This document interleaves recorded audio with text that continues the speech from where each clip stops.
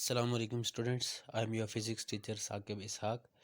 तो आज जो हम चैप्टर नंबर 11 का 11.5 टॉपिक स्टडी करने जा रहे हैं, जो रिलेटेड है molar specific heat of gas की। तो सबसे पहले स्पेसिफिक हीट को देखते हैं कि स्पेसिफिक हीट क्या होती है। नाइन्थ में आपने पढ़ा था कि स्पेसिफिक हीट क्या होती है। यहाँ से मैं दोबारा से डेफिनेशन बता देता हूँ।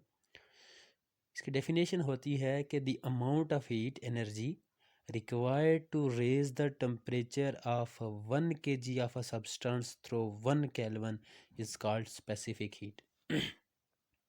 यानी ये किसी भी सब्सटेंस की ऐसी हीट होती है जो उस सब्सटेंस का टेम्परेचर 1 केल्विन राइज कर सके। 1 kg सब्सटेंस लें और उस 1 kg सब्सटेंस को हम हीट प्रोवाइड करें और उस 1 kg सब्सटेंस का जो टेम्परेचर है वो 1 केल्विन राइज कर जाए, तो उसको कहेंगे कि ये उस सब्सटेंस की स्पेसिफिक हीट है।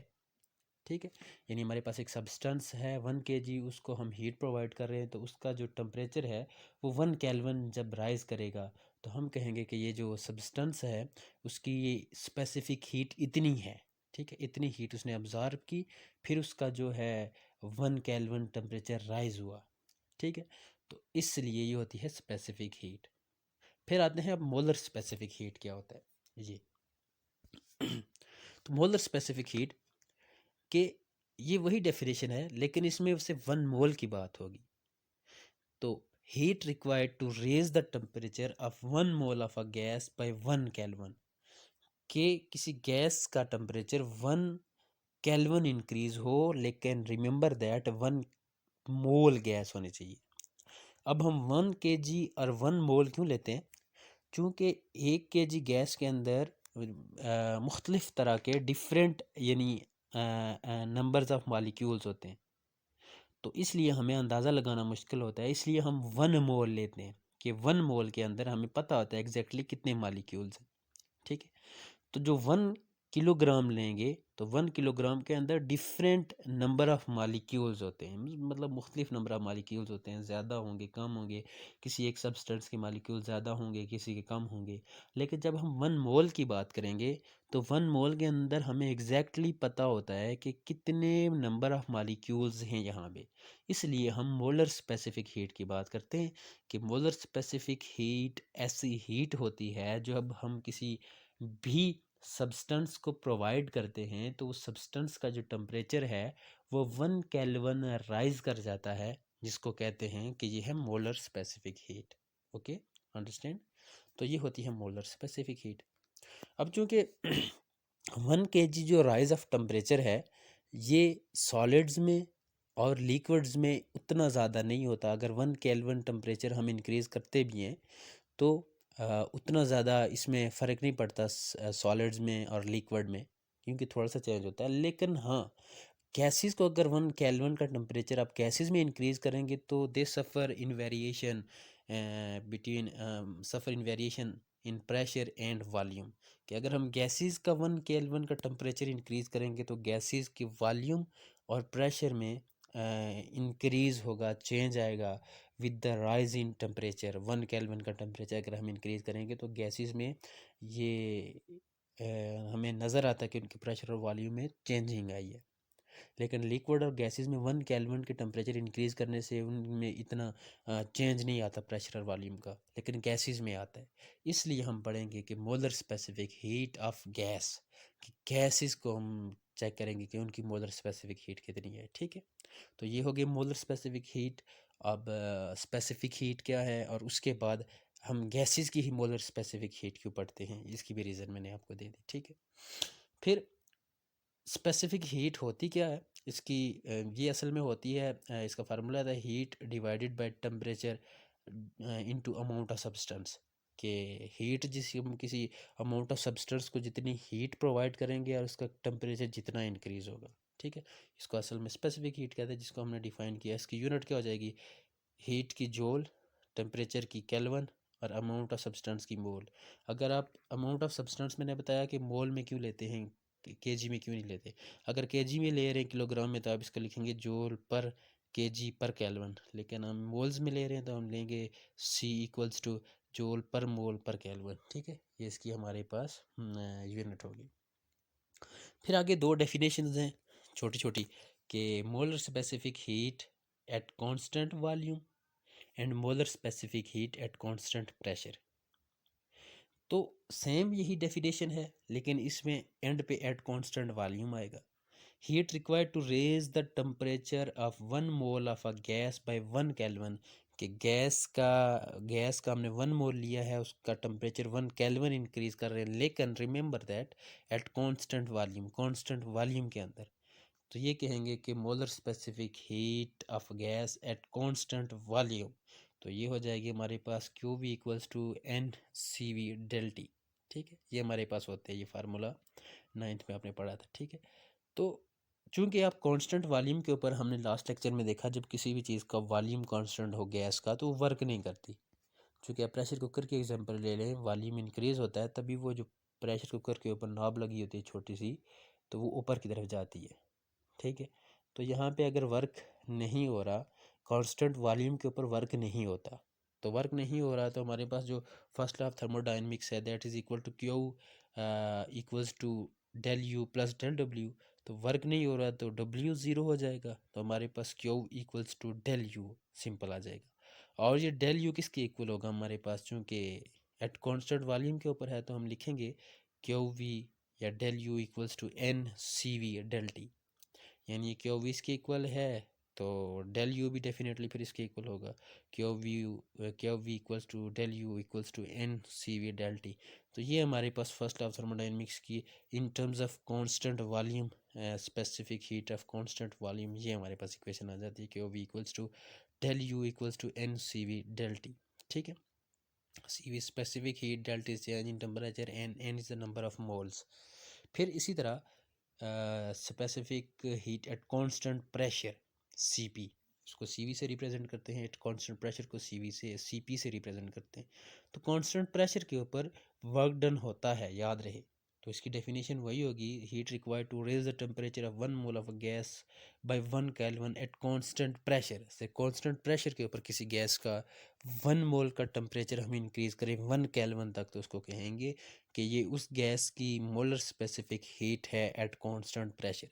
और कांस्टेंट प्रेशर के ऊपर इसी तरह क्यू पी इक्वल हो जाएगा n C P del T, ठीक है। ये हमारे पास इक्वेशन आ जाएगी, ठीक है। तो इन टर्म ऑफ अगर हम इसमें लिखें, टोटल इसको लिखें, फर्स्ट लॉ ऑफ थर्मोडायनेमिक्स को लिखेंगे Q P equals to del U plus work, ये हमारे पास फर्स्ट लॉ ऑफ थर्मोडायनेमिक्स है।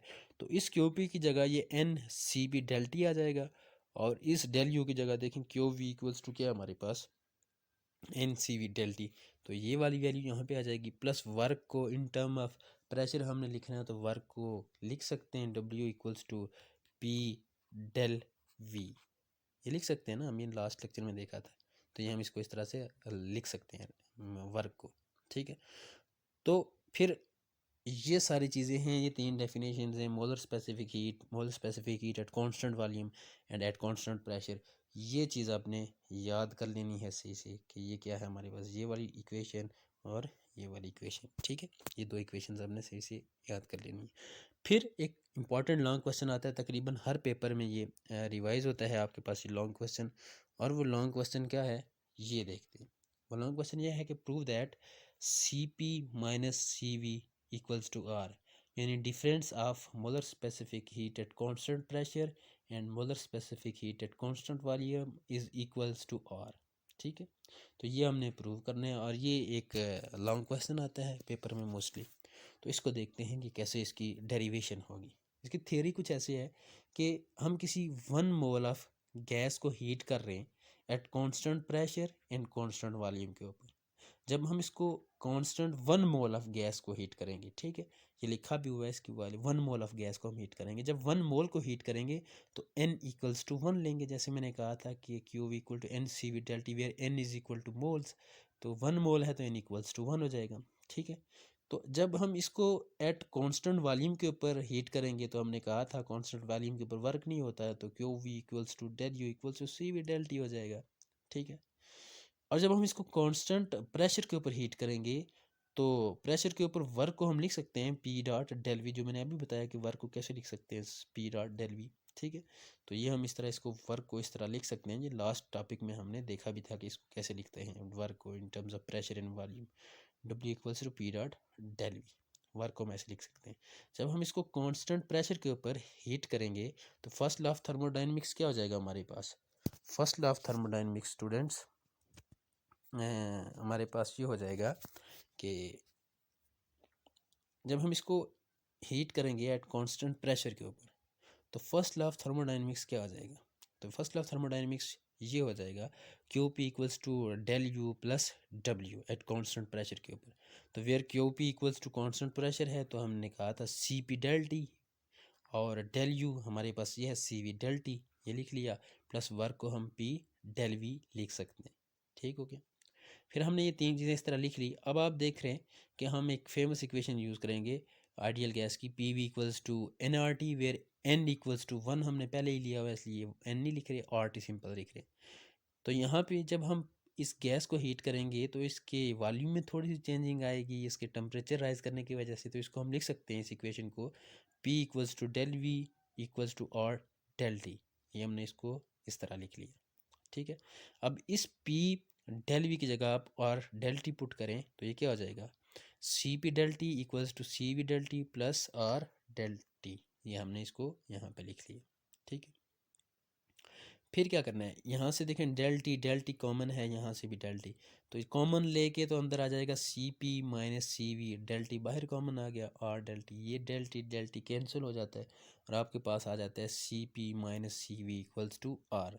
तो यही चीज़ हमने प्रूव करनी थी कि difference in the molar specific heat at constant pressure minus molar specific heat at constant volume is equal to R. आप देख रहे हैं इस इक्वेशन से हम कुछ चीज़ें डिड्यूस कर सकते हैं। वो क्या है कि देखें, ये जो इन दोनों का डिफरेंस है, specific heat at constant pressure minus specific heat at constant volume, एक आगे आर आ रहा है और ये पॉजिटिव नंबर में आ रहा है। इसका मतलब ये क्या है कि सी पी जो है molar specific heat at constant pressure वो ग्रेटर है specific heat at constant volume से। कैसे? अगर सी पी की जगह वैल्यू 10 पुट करेंगे तो सी वी की जगह कोई वैल्यू 5 पुट करेंगे तो 10 माइनस 5 आंसर आएगा, दैट इज़ पॉजिटिव। और इसका इक्वल्स टू आप देखिए आगे आंसर पॉजिटिव आ रहा है। लेकिन अगर यहाँ पे अगर 10 हो तो यहाँ पे 15 हो तो आंसर माइनस में होना चाहिए, तो फिर यहाँ इसके साथ माइनस होना चाहिए। लेकिन क्या है कि आप देख रहे हैं कि यहाँ पे आगे प्लस है, विच मीन्स कि this factor is greater than this, तो हम लिखेंगे कि C P is greater than C V. अब मोलर स्पेसिफिक हीट, ये गेमा फैक्टर मैंने कहा था, आगे बताऊंगा गेमा फैक्टर क्या होता है। ये रेशो होती है molar specific heat at constant pressure divided by molar specific heat at constant volume. तो ये किसी सब्सटेंस किसी गैस की अलग अलग मोलर स्पेसिफिक हीट होती है, कांस्टेंट प्रेशर कांस्टेंट वॉल्यूम की रेशो, और मोनोअटॉमिक डायटॉमिक और पॉलीएटॉमिक गैस के लिए अलग अलग होती है। ये आपको चैप्टर नंबर 8 में ये टेबल मिल जाएगा कि मोनोअटॉमिक के लिए मोलर स्पेसिफिक हीट क्या होती है, डायटॉमिक के लिए लाइक 1.4 होती है, पॉलीएटॉमिक के लिए क्या होती है, तो ये वहाँ से आपको टेबल इजीली मिल जाएगा। ओके, तो दैट्स ऑल फॉर टुडे। ये था हमारा आज का लेक्चर जिसमें हमने molar specific heat of gas को स्टडी किया। तो molar specific heat of gas, सबसे पहले हमने स्पेसिफिक हीट की डेफिनेशन देखी कि 1 kg of substance through 1 kelvin, अगर उसका हम टेम्परेचर इंक्रीज करेंगे। फिर हमने देखा कि मोलर स्पेसिफिक हीट क्या होती है, कि हम 1 मोल गैस के सब्सटेंस को टेम्परेचर इंक्रीज करें 1 केल्विन तक। फिर हमने देखा कि हम केजी में और मोल्स में डिफरेंस, कि केजी में क्यों नहीं लेते यार, मोल्स में क्यों लेते हैं? तो मोल में इसलिए लेते हैं क्योंकि हमें इसमें नंबर ऑफ मॉलिक्यूल्स हमें पता होते हैं। फिर हमने देखा कि जो सॉलिड हैं और लिक्विड हैं उनमें अगर 1 केल्विन का टेम्परेचर इंक्रीज करें तो उनमें इतना ख़ास change in pressure in volume नहीं होता एज़ कम्पेयर टू गैसेस, इसलिए हम गैसेस को स्टडी करते हैं। फिर हमने eight constant volume constant pressures की डेफिनेशन देखी और ये 2 इक्वेशंस हैं।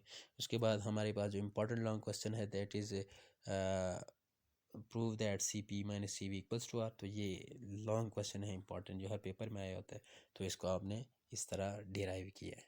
आई होप समझ आ गया होगा। फिर भी किसी को कोई क्वेश्चन है तो पूछ सकते हैं। मिलते हैं नेक्स्ट लेक्चर में। अपना ख्याल रखें। अल्लाह हाफिज़।